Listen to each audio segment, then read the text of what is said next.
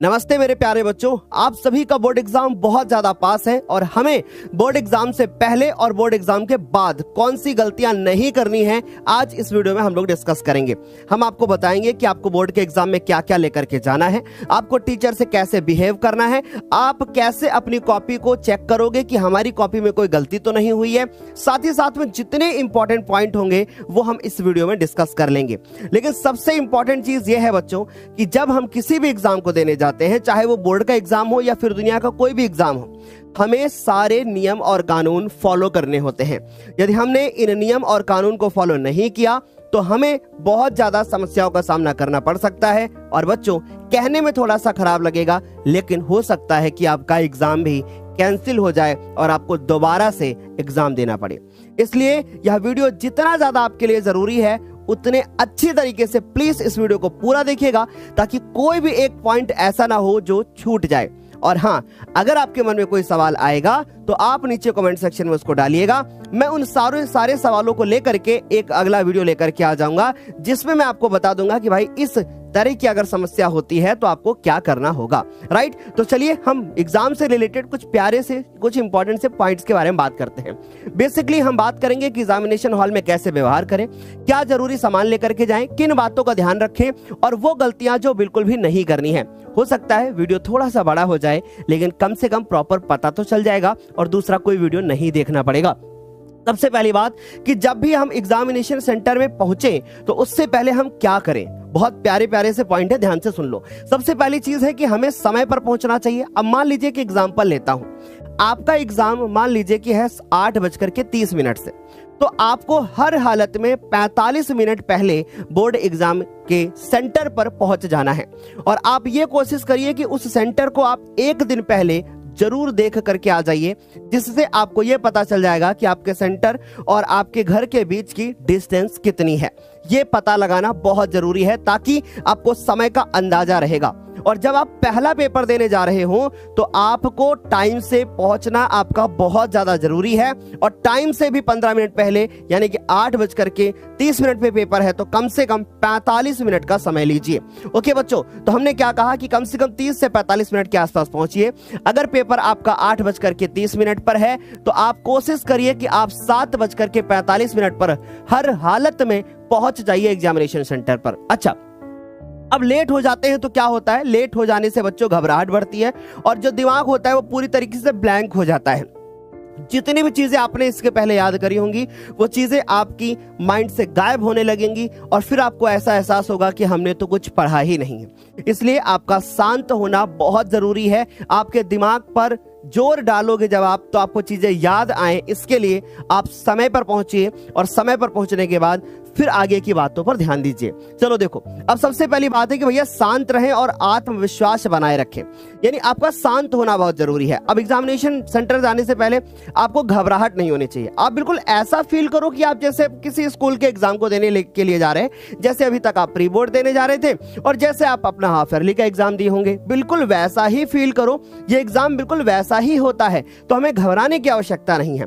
दूसरी चीज बच्चों, दोस्तों से बेकार की चर्चा ना करें। मैंने अक्सर सुना है और फील भी किया है, हमारे टाइम में भी ऐसा ही होता था।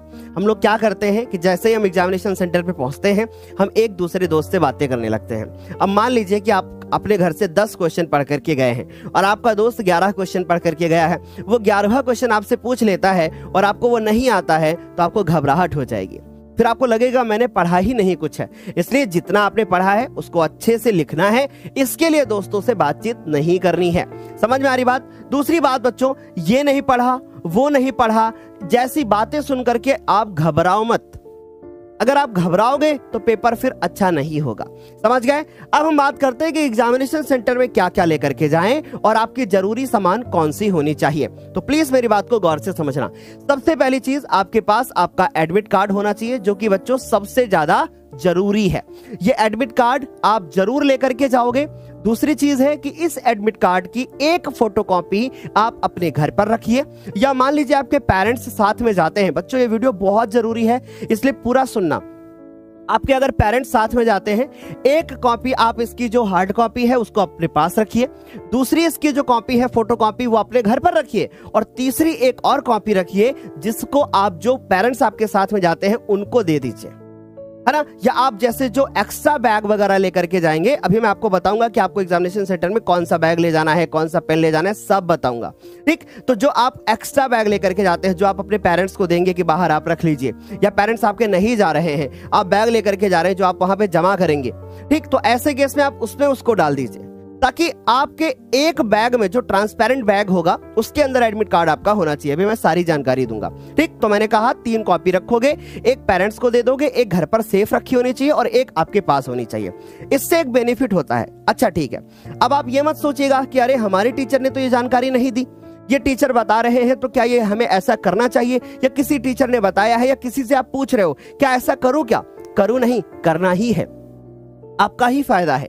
कि मान लीजिए आपका एडमिट कार्ड जो मेन वाला है वो खो गया, आप अपने विद्यालय जाकर के जो आपने कॉपी करी है ना, उसमें जैसे आप टीचर से सिग्नेचर करा लोगे ना, अपने प्रिंसिपल से, वो मुहर लगा देंगे, आपका वो जो फोटो कॉपी है वो ओरिजिनल जो है एडमिट कार्ड बन जाएगा।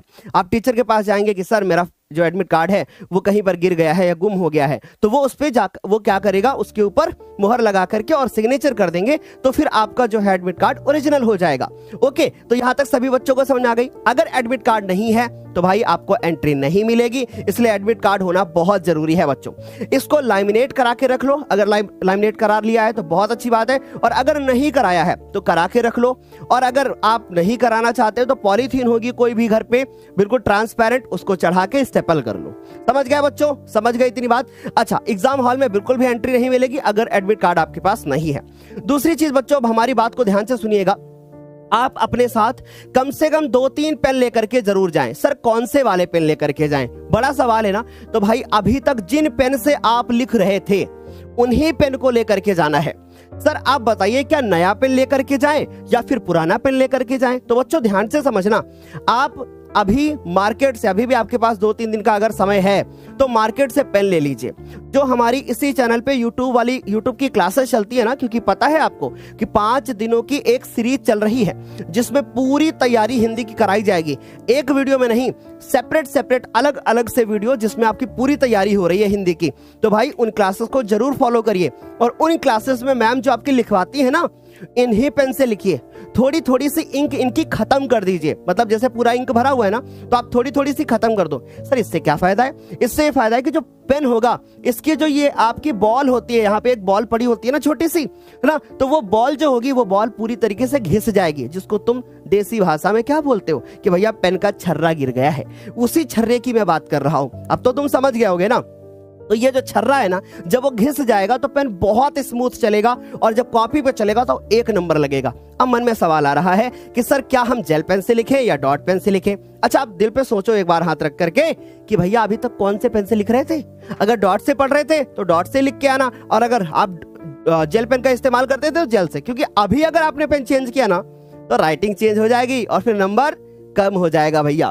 ठीक, वैसे बहुत ज्यादा फर्क नहीं पड़ता है नंबर का, लेकिन फिर भी कोशिश ये करो उसी पेन से लिखो। अच्छा सर कितने पेन ले जाएं? कम से कम आप कोशिश करिए कि 3 ऐसे पेन हो जो कि आपके पास नीले हो।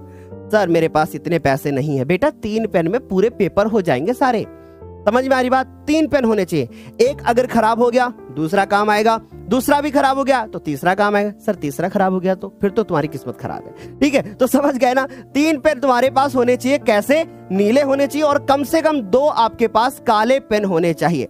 ठीक, तो सर 5 पेन हमें कम से कम लेकर के जाना है बोर्ड के एग्जाम में। उसके बाद सर हमारे पास एक पेंसिल होनी चाहिए। अगर कोई भी काम आप पेपर पे कर रहे हो, मान लो छोटा टिक लगा रहे हो, तो पेंसिल से लगाओ ताकि उसको तुरंत इरेज किया जा सके। समझ गए? दूसरी बात, सर आपके पास एक रबड़ होनी चाहिए, वही मिटाने वाली, इरेजर जिसको बोलते हैं। एक शार्पनर यानी कि सर जिसको आप कटर बोलते हो, और अगर जरूरत हो तो स्केच पेन को भी लेकर के जाओ, और अगर स्केच पेन नहीं लेकर के जाते हैं एक मोटा चलने वाला जेल पेन लेकर के जाओ। समझ गए? अब मार्केट से इस तरीके की ट्रांसपेरेंट जो बैग आती है ना, उनको खरीद लेना। सर नहीं, हमारे पास स्टाइलस ज्योमेट्री बॉक्स है, हम तो भाई अमीर आदमी हैं, वही ले जाएंगे, बाहर फेंक दिया जाएगा। समझ गए, बाहर फेंक दिया जाएगा। अभी मैं ये भी बताऊंगा जूते कौन से पहने, चप्पल कौन से पहने, कपड़े कौन से पहने, सब बताऊंगा। मेरी बातों को ध्यान से सुनो। तो मैंने क्या कहा, मैंने कहा इस प्रकार का बैग लेकर के जाना है। सर इसको क्यों ले जाते हैं, ताकि आपका एडमिट कार्ड जब आप इसमें ऐसे डाल लोगे ना एडमिट कार्ड, तो आप बैग रखोगे ऊपर से दिखाई देगा। दूसरी चीज है कि अगर आप दूसरा वाला ज्योमेट्री बॉक्स लेकर के जाओगे जो ट्रांसपेरेंट नहीं होगा, तो ऐसे केस में जो भी टीचर होगा बार बार बोलेगा खोलिए इसको। आप जितना ट्रांसपेरेंट रहोगे उतना आपके लिए ज्यादा बेहतर है। सर इससे बेनिफिट क्या है, इससे बेनिफिट यही है कि आपको टीचर बार बार परेशान नहीं करेगा। बाहर से कोई जो स्क्वाड आती है जो चेक करने के लिए कि भैया कैसा चल रहा है माहौल, वो भी आपको नहीं परेशान करेगी। अगर आप ज्यादा परेशान दिखते हैं या कोई दूसरा टीचर आता है रूम में बार बार उसको देख रहे हैं, ऐसा कुछ नहीं करना है। तुम्हें अपने पड़ोस में कौन बैठा है ना उसको भी नहीं देखना है। बस आपको एग्जामिनेशन सेंटर में जाने के बाद क्या करना है मैं सब बताऊंगा। पहले मेरी बात सुनो, लेकर क्या जाना है पहले वो क्लियर कर लो। ये बात सारे बच्चों को समझ में आ गई। अब हम बात करते हैं कि एग्जामिनेशन सेंटर में क्या क्या लेकर के जाएं। उनमें से दूसरी जरूरी जो सामान है वो है पारदर्शी पानी की बोतल। भैया पानी की बोतल जरूर ले जाना। सर हमारे पापा वो बड़ी सी बोतल लेकर के आए थे जिसमें एक तरफ से दूसरी तरफ नहीं दिखता है, अंदर चाय भर के ले जाएंगे। नहीं भैया, वो वाली बोतल नहीं ले जानी है, एक ट्रांसपेरेंट बोतल लेकर के जानी है। सर ट्रांसपेरेंट क्या होता है, वही 20 रुपए की बोतल खरीद लो और उसके बाद उसका रैपर हटा दो, बन गई ट्रांसपेरेंट। बस वही बोतल लेकर के जाओ। इसके अलावा कोई दूसरी कलरफुल बोतल लेकर के नहीं जाओगे। तो एक बोतल ऐसी आपकी होनी चाहिए, या घर में इस तरीके की है तो बेस्ट है, बहुत अच्छा है, ताकि अब इसको भी टीचर खोल के ना देखे, है ना। आप जितना मैंने कहा ना, जितनी ट्रांसपेरेंट वाली चीजें ले जाओगे उतना बेनिफिट है। दूसरी चीज बच्चों क्या लेकर के जाना है, आपको इस तरीके की बोतल नहीं लेकर के जानी है। अब आगे बात करते हैं, एक साधारण घड़ी लेकर के जानी है। अब कुछ बच्चे क्या करते हैं ना, इस टाइप की घड़ी लेकर के जाते हैं, स्मार्ट वॉच। सर हम भी स्मार्ट है, वॉच भी स्मार्ट है ना भैया, ऐसी लेकर के जाओगे टीचर पहले ही उतरवा देगा। आप अभी आपके पास अगर घड़ी नहीं है, मार्केट जाके 100-150 रुपए खर्च करके इस तरीके की घड़ी मंगवा लीजिए अपने पेरेंट्स से, ताकि इस तरीके की घड़ी तुम्हारे पास हो जैसे कि यहां दिख रही है। इससे ये फायदा होगा मेरे बच्चे कि आप समय से पेपर को समाप्त कर पाओगे। समझ गए, समय से पेपर को समाप्त कर पाओगे। आपको एक आइडिया होगा कि हाँ सर हमें इतने समय से पेपर खत्म करना है, हमारे ये सवाल है, हमें इस तरीके से कंप्लीट करना है, और टाइम से वो आपके पेपर खत्म हो जाएंगे। ठीक है, तो आई होप ये बातें समझ में आई होंगी। आगे चलते हैं मेरे प्यारे बच्चों। अब आपको एग्जाम सेंटर में क्या क्या लेकर के जाने में, देखो आपको मोबाइल फोन नहीं ले जाना, स्मार्ट वॉच नहीं ले जाना, कोई ब्लूटूथ नहीं ले जाना, कोई भी कान में लगाने वाली कोई डिवाइस नहीं ले जानी है, कोई भी आपको किसी भी प्रकार का कैलकुलेटर नहीं ले जाना है। अब सबसे इंपॉर्टेंट चीज ये है कि मेरे प्यारे बच्चे, आप जब भी बोर्ड का एग्जाम देने के लिए जाओगे तो एक चीज का ध्यान रखोगे, आप अपनी दोनों जेब इस तरीके से निकाल के, ऐसे जेब ऐसे निकाल के, या जो भी यहां भी जेब है सबको प्रॉपर चेक करोगे। आपके पास किसी भी प्रकार की कोई पर्ची या आपके पास किसी भी प्रकार का कोई अन्य वाला सामान नहीं होना चाहिए। अगर ऐसा है तो आप, टीचर ने आपको पकड़ लिया, आप लाख सफाई दोगे कि नहीं सर मेरी गलती से आ गया है, नहीं सर मुझे पता नहीं था कि ये कैसे हो गया। टीचर आपकी बात बिल्कुल भी नहीं सुनेगा और आपको रिस्ट्रिकेट कर देगा, और फिर उसके बाद आप नकल में पाए गए एक प्रकार के छात्र होंगे, और हो सकता है कि आप 2-3 वर्षों तक भी एग्जाम ना दे पाए। इसलिए कोशिश करिएगा आपके पास किसी भी प्रकार से नकल वाली कोई पर्ची नहीं होनी चाहिए। समझ गए। बाकी बोर्ड के एग्जाम में जितने इंपॉर्टेंट सवाल आएंगे उनको 18 तारीख की सुबह 3 बजे इसी चैनल पर बताया जाएगा। तुम डेली लाइव करते रहो और 18 तारीख की सुबह को आ जाना। जितने भी सवाल होंगे वो सारे के सारे आपको पढ़ाए जाएंगे और बहुत अच्छी तरीके से आपको दिए जाएंगे। ठीक है, तो इतनी बात सभी बच्चों को समझ आ गई। यानी सर बिल्कुल भी क्या नहीं लेकर के जाना है, इन चीजों को नहीं लेकर के जाना है, जैसे मोबाइल फोन नहीं ले जाना, स्मार्ट वॉच नहीं ले जाना, ब्लूटूथ, कैलकुलेटर या किसी प्रकार की चिट या पेपर नहीं ले जाना है। एग्जामिनेशन सेंटर जैसे ही पहुंचोगे आप, अब आगे जाने के बाद क्या करना है मैं बताता हूं। उसके पहले ये सब मिलने पर आपकी कॉपी कैंसिल हो जाएगी, आप दोषी पाए जाओगे। अब बात करते एग्जामिनेशन सेंटर में, यानी पहुंचने के बाद क्या करें। बहुत प्यारा सा वीडियो है ये, बहुत हेल्प करेगा आपकी। अब आगे क्या करना है, जैसे एग्जामिनेशन सेंटर पे पहुंचे वहां पर आपको विद्यालय के बाहर इस प्रकार से एक लिस्ट लगी हुई दिखेगी, जिसमें आपका रोल नंबर होगा। जैसे मान लेते हैं कि आपका रोल नंबर है सर, कितना है 1 2 3 4, और उस इस विद्यालय में 2 3 5 6 है ना, तो सर मान लीजिए इसके और इसके बीच में, तो आप देखोगे कि अगर आपका रोल नंबर 1 2 3 4 4 की जगह 5 भी है ना, तो सर आप इनके बीच में पढ़ोगे। तो आपको इसी तरीके से देख लेना है कि आप कहां पर बैठे हुए हो, आप कौन सी सीट पर बैठे हुए हो, आप कौन सी क्लास में बैठे हुए, सारी जानकारी आपको इस एग्जाम यानी एग्जामिनेशन सेंटर के बाहर लगे हुए एक पेपर पर दे दी जाएगी। अगर आप इसको नहीं देख पाते हैं तो आप वहां पर कोई एक गार्ड होगा या कोई विद्यालय का कोई एक अध्यापक होगा जो आपकी हेल्प कर रहा होगा। आप उससे पूछ सकते हैं, सर मेरे एडमिट कार्ड से देख के बता दो मैं किस रूम नंबर में बैठा हूं या मैं किस रूम नंबर में बैठी हूं। समझ गए बच्चों? बहुत हेल्प करेगा ये वीडियो, और कमेंट करके बताना कि कितनी हेल्प कर रहा है ये वीडियो। आगे बात करते हैं बच्चों। जब आपने चेक कर लिया, अब चेक करने के बाद आप क्या करोगे कि अपनी सीट जैसे आप ध्यान से देख लोगे, उसके बाद क्या करोगे, रोल नंबर मिलाओगे, ये हमारा कहां पे रोल नंबर है, फिर उसके बाद सही विषय का पेपर है या नहीं है, ये सारी चीजें चेक कर लेना। आज हमारा कौन सा पेपर है, भूलना मत डेट को, सुबह में है कि शाम में है, ये सब चेक करके जाना, एडमिट कार्ड पे दिया होता है।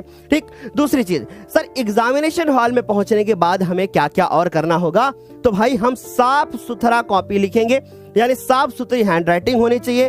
प्रश्न नंबर हमें सही से लिखने हैं, उत्तर सीधे और पॉइंट में लिखने का प्रयास करना है। समझ गए? ये सारे पॉइंट क्लियर हो गए। यानी क्या कहा, साफ सुथरी हैंडराइटिंग, प्रश्न नंबर सही से लिखना, उत्तर सीधे और पॉइंट में लिखने की कोशिश करना, जहां पर जरूरी हो वहां पे डायग्राम भी बनाना। सर क्या पैराग्राफ में नहीं लिख सकते? इसके लिए हमने अलग से हर सब्जेक्ट वाइज लाइव सॉल्यूशन की वीडियोस बनाई हैं। एक 1.5 घंटे की वीडियो है। जिस दिन जो पेपर देने जा रहे हो उसका वो वाला वीडियो देख करके जाएं। हमने बनवा रखा है बहुत अच्छे से सारे सब्जेक्ट का, हिंदी का भी बना रखा है, हिंदी की कॉपी कैसे लिखें, लाइव सॉल्यूशन 1.5 से 1.5 घंटे के आसपास का वीडियो है। इंपॉर्टेंट क्वेश्चन भी बताए गए हैं, कॉपी लिखने का तरीका भी बताया गया है। यहां तक सारे बच्चों को क्लियर हो गई इतनी बातें। फिर हम बात करते हैं कि भैया एग्जामिनेशन हॉल में पहुंचने के बाद सबसे इंपॉर्टेंट चीज ये है कि आपका शांत रहना बहुत ज्यादा जरूरी है। आपको शांत रहना है, आपको कोशिश करना है कि किसी से बात ना करें, नकल की कोशिश बिल्कुल भी ना करें। ठीक। और उसके बाद जो आपका टीचर होगा, जो वहां पे आपके साथ आपके रूम में होगा, जिसको इन्विजिलेटर बोलते हैं, उसकी हर बात माननी है, उससे होड़ नहीं लगानी है, लड़ाई झगड़ा नहीं करना है, अन्यथा उससे टाइम नहीं लगेगा आपको दोषी साबित करने में। मेरी बात बहुत ध्यान से समझिएगा। वो इन्विजिलेटर है, एक प्रकार का अध्यापक है, जिसकी आपकी कोई कमी देखेगा आपको तुरंत वो रिस्ट्रिकेट करेगा। आप उससे किसी प्रकार की होड़ नहीं लगाओगे, कोई जिद नहीं करोगे, आपको कुछ भी समझ में नहीं आता है और उसके बाद हाथ उठाइए और बोल दीजिए हेलो सर प्लीज हेल्प। बस इतना बोलना है, हेलो सर प्लीज हेल्प। बहुत सौम्य भाषा में, बहुत मृदु भाषा में बोलना है, कठोर में नहीं। हेलो सर ये कैसे होगा बताओ ना, ऐसे नहीं बोलना है। आपको बहुत प्यार से बोलना है कि हेलो सर प्लीज हेल्प, मुझे ये समझ में नहीं आ रहा है। टीचर आपके पास आएगा, वो आपकी हेल्प करेगा। आपके चेहरे का एक्सप्रेशन जो होगा ना, वो टीचर को खुद ही पिघला देगा। इसलिए जितना भी ज्यादा आप सौम्य बने रहोगे उतना ज्यादा आप अच्छा करके आओगे। समझ गए? तो इतनी बातों का बहुत ज्यादा हमें ध्यान रखना है। अब मैं आगे बात करता हूं। याद रखना, एक छोटी सी गलती आपकी साल भर की मेहनत को खराब कर सकती है, और ये बहुत तगड़ा पॉइंट मैंने आप लोगों के लिए बोला है कि आपकी एक छोटी सी गलती पूरे साल की मेहनत आपकी खराब करके रख देगी। इसलिए कोई गलती नहीं करनी है। बेशक अगर आपके 100 नंबर है हिंदी के, या 100 नंबर है मैथमेटिक्स के, या 100 नंबर है इंग्लिश के, उनमें से अगर 4 नंबर 5 नंबर कम भी आ जाएंगे ना, तो साल नहीं बर्बाद होगा। इसलिए जितना भी पढ़ा है ना बच्चे, उसको बिना किसी टेंशन के बहुत आराम से जैसे जैसे आप चाहो वैसे वैसे करते जाना, लिखते जाना। लेकिन ऐसी गलती मत करना, टीचर से लड़ाई झगड़ा, इन्विजिलेटर से लड़ाई झगड़ा, या किसी प्रकार से कोई अनर्गल शब्दों का प्रयोग करना, ऐसी चीजों को अवॉइड करिएगा, नकल से बचिएगा। समझ गए? अब एक बहुत तगड़ी टिप देता हूं, बहुत ध्यान से सुनो। जैसे ही आप स्कूल के अंदर एंट्री करोगे, अपने रूम पर पहुंचोगे, आप अपने चारों तरफ जहां आपकी सीट हो उसके चारों तरफ देख लीजिएगा। पहले कोई नीचे चिट तो नहीं पड़ी है, कोई नीचे कागज का टुकड़ा तो नहीं पड़ा है। आप अपनी सीट के नीचे झांक के देख लीजिएगा, कहीं कुछ चिपका हुआ तो नहीं है। लोग सेंट्राफ्लक्स खा करके उसमें पेपर चिपका देते हैं, कहीं ऐसा तो नहीं है। इन सब चीजों को सर आपने नकल करने का तरीका बता दिया, तरीका नहीं बताया, फंस जाओगे अगर ऐसे किया तो। ठीक, तो आप चेक करिएगा, क्योंकि हो सकता है पहला एग्जाम तो हिंदी का होगा, साफ सफाई रहेगी, लेकिन दूसरे एग्जाम में आपको ज्यादा इस चीज का ध्यान रखना होगा कि प्रतिदिन जाना है। पहला काम होगा एंट्री करते ही, सीट मिलते ही उस सीट की जांच करना, उस सीट की जांच करना। पेपर में पेपर देने से ज्यादा कहीं इंपॉर्टेंट है तुम्हारा वहां पे जांच करना इस चीज को, क्योंकि आप लाख दोषी नहीं होंगे लेकिन दोषी हो जाएंगे अगर ऐसी चीज हुई। क्योंकि आपने सुना होगा कि आप लाख बहुत अच्छा ड्राइविंग करते हो लेकिन अगर आपकी गाड़ी बड़ी है ना, आपने किसी छोटी गाड़ी वाली को ठोक दिया है ना, तो आप दोषी ही कहलाओगे। सेम वही चीज होती है इधर भी कि आप लाख ईमानदार हो, आपने नकल नहीं करी, लेकिन अगर आपके पास नकल की कोई पर्ची पाई गई तो आप दोषी हो जाओगे। समझ गए? और सीसीटीवी की निगरानी होगी। उस निगरानी में भी भाई पेपर तो पहले से मौजूद है, हो सकता है आपने ही रखा हो। आप अपने आप को दोषी, आप अपने आप को निर्दोष नहीं बता सकते हो, आप फंस ही जाओगे। इसलिए इस चीज को चेक कर लेना। मैं आपको डरा नहीं रहा हूं, समझा रहा हूं बच्चों। आखिरी 15 मिनट में क्या करें? पूरा काम हो चुका है, मेरे सारी चीजें हो चुकी हैं। अभी मैं इसके बाद बताऊंगा क्या पहन करके जाओ। ठीक, अब आखिरी के 15 मिनट बचे हैं। अब आखिरी के 15 मिनट तुम्हारे लिए क्या क्या है, बहुत जरूरी है। सारे प्रश्न नंबर चेक कर लो कि आपने सारे प्रश्न किए हैं कि नहीं। समझ गए? सारे प्रश्नों को चेक कर लो, देख लो कि हर क्वेश्चन के बाद अंडरलाइन है कि नहीं, कोई उत्तर छूटा तो नहीं है, आपने रोल नंबर सही भरा है या नहीं। ये काम तो पहले ही कर लेना, पहले ही रोल नंबर को डबल चेक कर लेना कि वो आपसे गलत तो नहीं भर गया। सोच समझ के रोल पहला पेज भरते समय आप सोच समझ के कलम चलाओगे। समझ गए? बहुत सोच समझ के कलम चलाओगे जब आप पहला पेज भरोगे। जब आखिरी के 15 मिनट आपके बचते हैं उस समय आप कोशिश करिए हर पेपर आपका 10 मिनट पहले समाप्त हो। आप कोशिश करिए हर पेपर आपका 10 मिनट पहले समाप्त हो बच्चों। ठीक, तो ये बात सारे बच्चों को क्लियर हो गई। बाकी आप चाहोगे तो मैं इसके लिए भी टाइम मैनेजमेंट का अलग से वीडियो भी लेकर के आ जाऊंगा। अच्छा, आगे देखो बच्चों, ये सारी चीजें आपको कर लेना है, चेक करना है कि कहीं ऐसी चीजें हमारे साथ तो नहीं हो रही। अब मेरी तरफ से हमारे प्यारे बच्चों को ऑल द वेरी बेस्ट। लेकिन उससे पहले अब मैं आपको बताता हूं कि भैया क्या आपको पहन कर जाना है। ठीक, क्या पहन कर जाएं, ये बहुत इंपॉर्टेंट है। क्या पहन कर जाएं, ठीक है? अब सुनिएगा, बहुत सारे बच्चे हीरो बनते हैं, हीरो बनते हैं। बहुत सारी लड़कियां अपने आप को हीरोइन समझती हैं। बाल खुले, बुरा मत मानिएगा, बाल खुले ऐसे आगे से निकले हुए, समझ गए? ये सब कृत्य नहीं करना है। आपने पूरे साल जितनी भी सजावट आपको अपने चेहरे की करनी है, जितनी भी सजावट आपको पूरे शरीर की करनी है, वो पूरे साल कर लीजिएगा। लेकिन जब आप लड़की हैं और आप पेपर देने जा रही हैं, हो सकता है हंसी आ रही हो आपको मेरी बात पे, पर जो सत्य है वो बता रहा हूं। आपके बाल बिल्कुल बंधे हुए होने चाहिए, बिल्कुल बिल्कुल एक चोटी बंधी हुई होनी चाहिए, एक सिंगल चोटी, या चाहो तो आप डबल करके भी जा सकते हो, लेकिन उसमें लगता है टाइम, इसलिए आप सिंगल चोटी ही करके चले जाना। ओके, एक चोटी बांधा और चुपचाप पेपर देने के लिए चले गए। दूसरी चीज, अब कौन से कपड़े पहने, अभी लड़कों तुम्हारी भी बात करते हैं। अब हम आप ना स्कूल की ड्रेस अगर है, ये बात लड़कों के लिए और लड़कियों के लिए दोनों के लिए बोल रहा हूं, अगर आपके स्कूल की यूनिफॉर्म है तो आप वही पहन करके जाओ। अगर आपके स्कूल की यूनिफॉर्म है तो आप वही पहन करके जाओ। तो हमने ऊपर का बता दिया, मैंने पूरा बीच का बता दिया, अब आप नीचे की बात करते हैं। पैरों में क्या पहन के जाओगे, पैरों में क्या पहन करके जाओगे? पैरों में अगर हो सके तो स्लीपर्स पहन के जाओ, स्लीपर्स पहन के जाओ। सर सुबह बहुत ठंड रहेगी तो फिर आप जूते पहन के जाओ, पर इतनी भी ठंड नहीं है कि आपका पैर पिघल जाएगा। समझ रहे हैं मेरी बात को? आपका पैर जम जाएगा पूरी तरीके से, ऐसा भी नहीं है। समझ गए? तो आप कोशिश करिए स्लीपर्स पहन के जाइए। सर क्या बेनिफिट है इससे? इससे ये बेनिफिट है कि अगर आप पहली बात तो ईमानदार हो, आपको नकल करना नहीं है और करना वर्जित भी है, तो ऐसे केस में जब आप स्लीपर्स पहन के जाओगे ना तो आप सेफ रहोगे। कैसे सर? आपको टीचर बार बार परेशान नहीं करेगा, जूते खोलो, अंदर दिखाओ, मोजे उतारो, इन सब चीजों से बचे हुए रहोगे। प्लस दूसरी चीज है, आपको लिखते लिखते बर्डन फील हो रहा है, आप अपने दोनों पैरों को जमीन पे रखोगे, आपको बहुत रिलैक्स फील होगा। समझ गए? बहुत रिलैक्स फील होगा। अब मैं बात करता हूं लड़कों की, और लड़कियां जाना मत, मेरी बात अभी सुनना, एक और टॉपिक आपको बताऊंगा, एक बहुत अच्छी सी टिप और दूंगा। तो अब लड़कों की बात सुन लो। अब लड़के जो हैं हमारे, या लड़कियां भी ये चीज फॉलो कर सकती हैं। अगर आप स्कूल के यूनिफॉर्म में नहीं जाती हैं तो आप एक ढीली ढाली टी शर्ट, है ना, फुल भी हो सकती है, हाफ भी हो सकती है, इट्स योर चॉइस, और एक लोअर जो कि बहुत ढीले टाइप का है, यानी बहुत टाइट कपड़े नहीं पहनने हैं, क्योंकि अगर बहुत टाइट कपड़े पहनोगे तो इससे भी आपका नुकसान है। क्या नुकसान है सर? बॉडी बंधी बंधी सी लगेगी और आप मूव नहीं कर पाओगे, झुकोगे तो दर्द होगा। सर ऐसा नहीं है, हम मजबूत हैं, भाई मानता हूं मजबूत हो, पर ये सब चीजें बताना बहुत जरूरी है, इससे बहुत फ्री फील करोगे आप एक बार जाओ तो लोअर में पेपर देने के लिए, आपको बहुत अच्छा लगेगा। समझ गए? एक जोड़ी मंगवा लीजिए लोअर, और उसके बाद टी शर्ट, या आपके पास नहीं है तो मंगवा लीजिए, है तो कोई बात नहीं।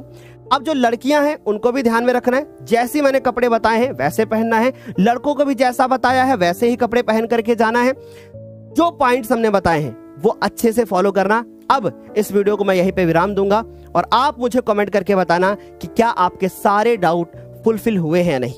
ठीक, सारे डाउट फुलफिल हुए हैं कि नहीं। अब आप कॉपी को लास्ट में जमा करके आइएगा अच्छे से। जब तक आपका टीचर नहीं कहता है आप उठिएगा मत, जब तक आपका टीचर नहीं कहता है आप उठिएगा मत। आपकी कॉपी जमा करना भी आपकी जिम्मेवारी है भैया, क्योंकि अगर कॉपी में कुछ इधर उधर हो गया तब भी तो तुम ही फंसोगे। अगर 2 कॉपियां हैं ए और बी तो वो बंद ही होनी चाहिए, पर तुम्हें बी कॉपी की जरूरत नहीं पड़ेगी, ये मैं बहुत अच्छे से जानता हूं। अगर तुम पढ़ने वाले छात्र हो, कॉपी भर ही नहीं पाओगे पूरी। ठीक, क्योंकि अगर पढ़ने वाला बच्चा होता है वो पूरी कॉपी नहीं भर पाता है, जो नहीं पढ़ने वाला होता है वो भरता है। पता क्यों? वो कुछ भी लिखता है ना, इसलिए। आपको जब लिमिटेड चीजें लिखनी है तो एक कॉपी में ही सारा पेपर हो जाएगा। तो चलिए इस वीडियो को यहीं पे हम देंगे विराम। बताइएगा कि आज का वीडियो कैसा लगा है, आपको क्या ये हेल्प कर पा रहा है कि नहीं। थैंक यू सो मच, मिलते हैं इसी प्रकार से अगले वीडियो में। Thank you so much.